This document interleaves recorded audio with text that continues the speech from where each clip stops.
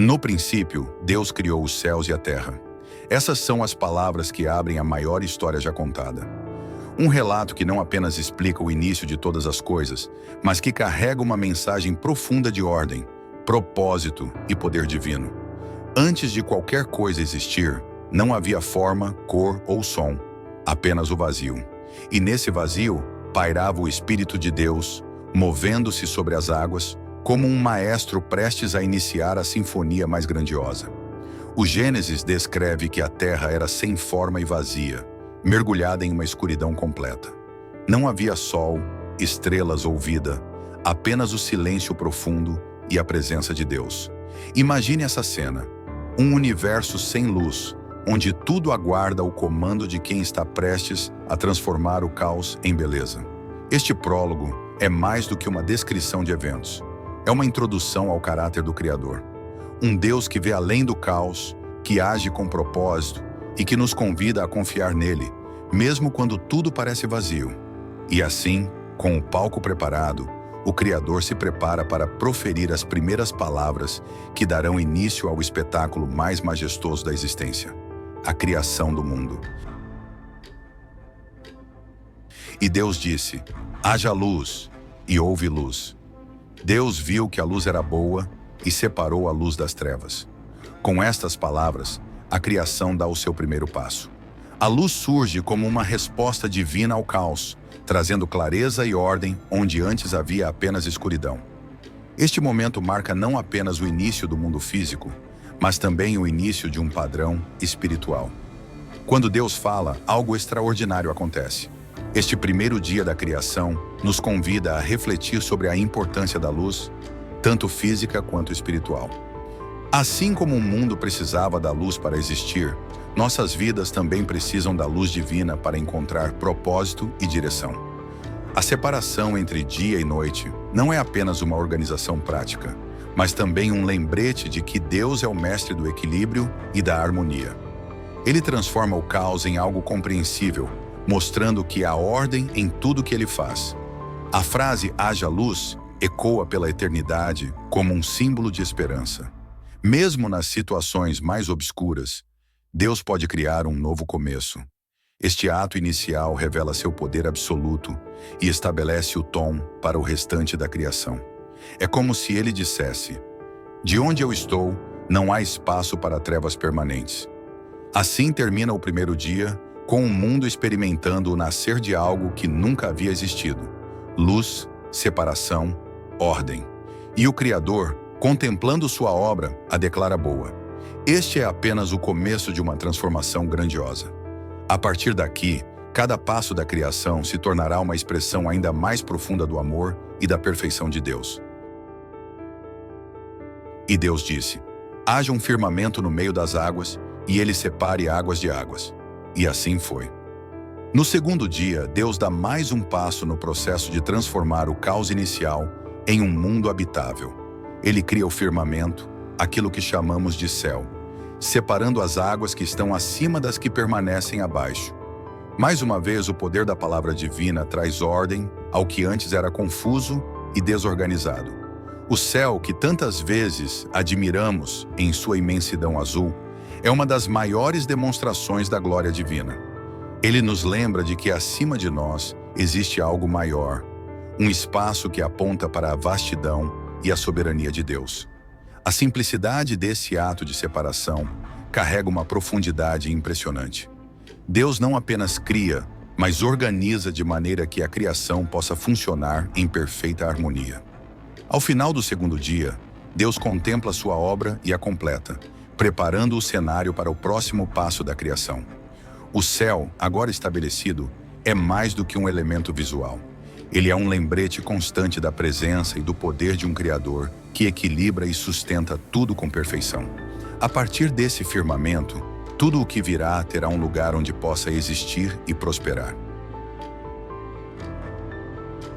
E Deus disse: ajuntem-se em um só lugar as águas que estão debaixo do céu, e apareça a parte seca. E assim foi. Deus chamou a parte seca de terra, e ao ajuntamento das águas chamou de mares.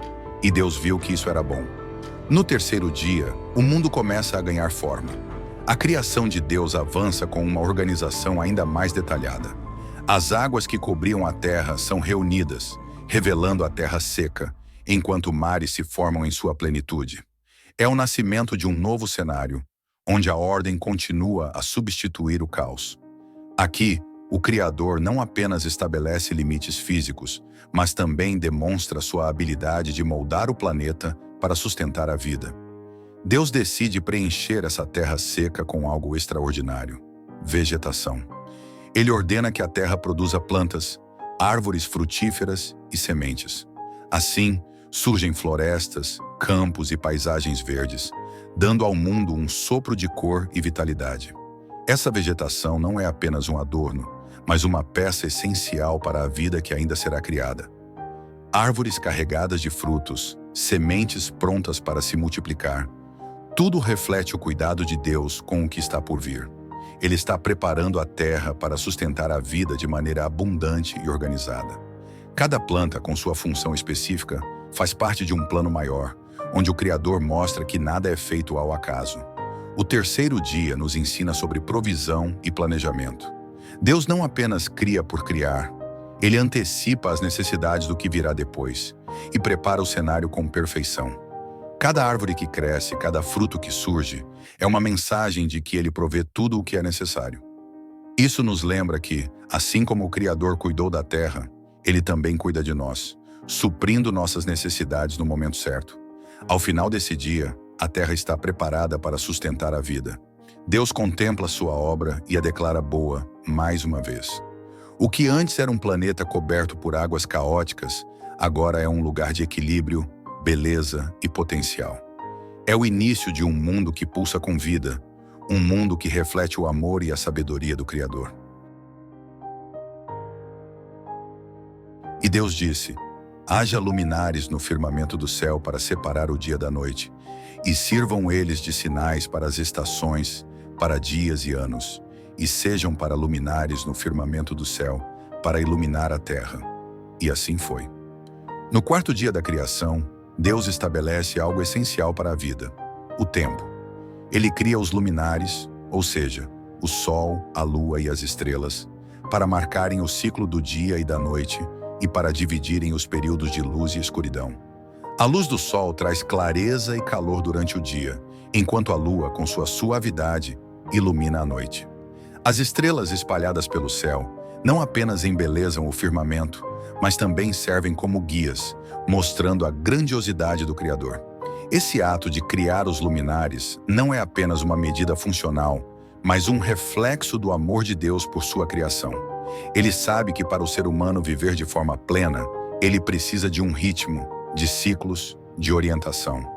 O sol e a lua não são apenas fontes de luz, mas marcam os tempos e as estações, dando ao mundo uma estrutura que facilita a vida. A partir desse momento, o mundo começa a se organizar de maneira visível e compreensível, permitindo que todos os seres vivos se ajustem a essa ordem. Além disso, o sol, a lua e as estrelas nos ensinam sobre a beleza do contraste. O dia e a noite, a luz e as trevas não se anulam, mas coexistem em harmonia. Deus, ao separar essas forças, cria equilíbrio. Assim como a luz do dia e a suavidade da noite, nossas vidas também têm momentos de clareza e de quietude, momentos de esforço e de descanso, tudo dentro de um propósito divino maior. Ao fim do quarto dia, o céu está agora adornado com luzes que guiarão os seres humanos, e Deus olha para o que criou e vê que é bom. Ele prepara, com amor, a criação para os seres que ainda viriam. Cada elemento, cada estrela, cada fase do tempo, serve para nos lembrar de sua presença constante e do seu domínio soberano sobre tudo. E Deus disse: povoem-se as águas de seres vivos, e voem as aves sobre a terra, sob o firmamento do céu. E Deus criou os grandes animais marinhos e todos os seres vivos que se movem nas águas, conforme as suas espécies, e todas as aves, conforme as suas espécies. E Deus viu que isso era bom. O quinto dia traz uma explosão de vida, quando Deus, em sua infinita sabedoria, preenche os mares e os céus com seres vivos. Pela primeira vez, a terra começa a vibrar com movimento e diversidade. As águas que antes estavam tranquilas, agora se agitam com os grandes animais marinhos, desde os menores peixes até as criaturas majestosas que dominam os oceanos. No céu, o vento é cortado por aves com suas asas abertas, viajando de um lado para o outro, marcando um novo ritmo para a criação. Esse dia é uma celebração da diversidade da vida. Deus não cria de forma impessoal, mas com atenção a cada detalhe. Cada criatura, cada peixe e cada ave tem um propósito específico dentro do grande plano divino. Ele traz à vida seres que ocupam os mares e os céus, dando-lhes a capacidade de multiplicar-se e de viver em harmonia com o ambiente que ele criou. Vale ressaltar que Deus não apenas cria, mas também estabelece limites para essas criaturas. Os animais marinhos e as aves têm seu lugar, seu habitat e seu papel dentro da criação. Tudo é cuidadosamente orquestrado para garantir que cada espécie seja capaz de prosperar dentro dos limites que Deus estabelece. Este ato de criação revela a perfeição e o cuidado de um Deus que planeja tudo minuciosamente para que a vida, em todas as suas formas, possa florescer. O quinto dia nos ensina sobre a beleza da vida que Deus cria de forma abundante. Ele não apenas preenche os espaços vazios com vida, mas o faz de maneira a mostrar a grandiosidade de sua criação. Cada peixe que nada nas profundezas e cada pássaro que voa pelos céus são testemunhos vivos de um Criador que é cheio de graça e amor. Ele prepara o mundo para os seres humanos que ainda viriam, e tudo o que ele cria se encaixa perfeitamente no grande plano da vida.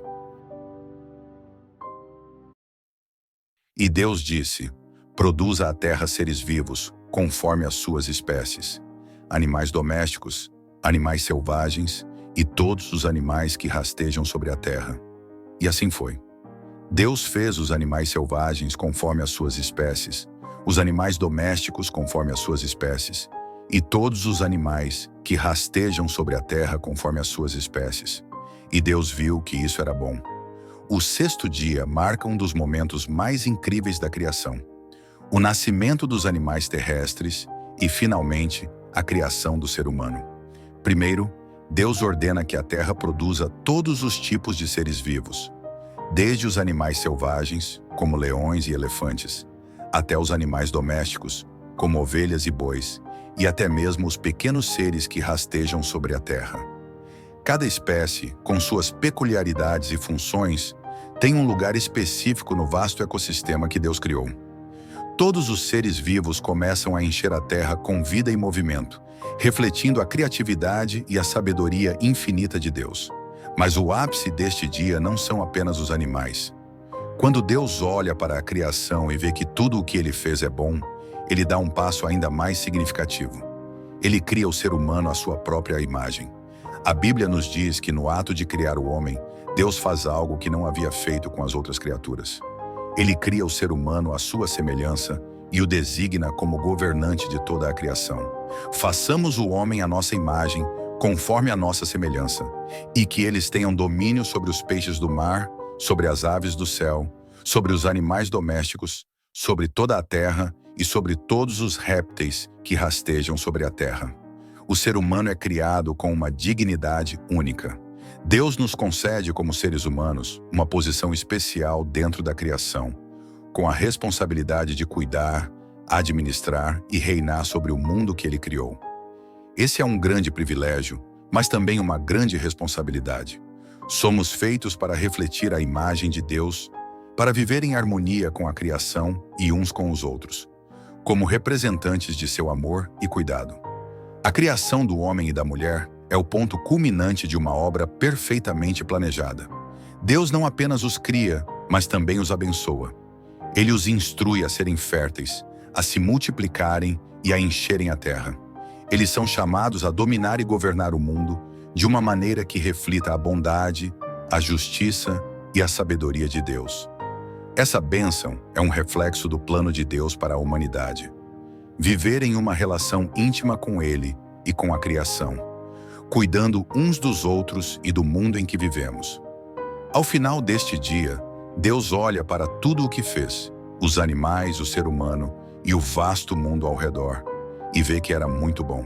A criação está completa, e Deus contempla com alegria uma obra que é um reflexo perfeito de sua bondade e de seu amor. E Deus concluiu no sétimo dia a obra que havia feito. E no sétimo dia descansou de toda a obra que havia realizado. E Deus abençoou o sétimo dia e o santificou, porque nele descansou de toda a obra que havia criado e feito. No sétimo dia, Deus faz uma pausa divina, não porque estivesse cansado, mas porque sua criação estava completa e perfeita. Esse momento de descanso é mais do que uma simples pausa. Ele é um sinal de que tudo o que Deus planejou e executou foi feito com perfeição. O descanso de Deus no sétimo dia nos ensina sobre a importância de refletir e celebrar as realizações de uma obra bem feita. Ele não apenas para de criar, mas também consagra o tempo para descanso, algo que seria modelado para todos os seres humanos. O conceito de descanso aqui é mais profundo do que simplesmente parar de trabalhar.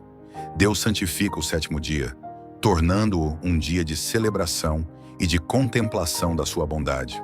Deus abençoa e santifica o sétimo dia, fazendo dele um dia especial. Não é apenas um dia qualquer, é um dia dedicado à reflexão e ao reconhecimento da perfeição de seu trabalho. Ele estabelece o padrão para todos os ciclos de tempo que virão, mostrando que o descanso é um aspecto fundamental do ritmo divino. Assim, o sábado, o dia de descanso, é consagrado não apenas como um período de pausa, mas como uma oportunidade para renovar nossa relação com o Criador e com a criação. Ao final do sétimo dia, a obra de Deus está concluída, e Ele olha para tudo com satisfação, pois tudo o que Ele criou é bom. O mundo com sua luz, sua terra, seus mares, seus animais e, finalmente, o ser humano, está pronto para viver em harmonia. O descanso de Deus é o selo de sua perfeição e nos ensina a importância de olhar para aquilo que fazemos, parar para descansar e celebrar o que foi criado. É o encerramento de uma obra perfeita, feita por um Deus que é bom e que deseja que experimentemos sua paz. Que a paz e a luz do Criador estejam sempre com você e sua família. Inscreva-se no canal para continuar explorando as maravilhas da Palavra de Deus e compartilhe essa mensagem de amor e esperança com o mundo. Deus te abençoe.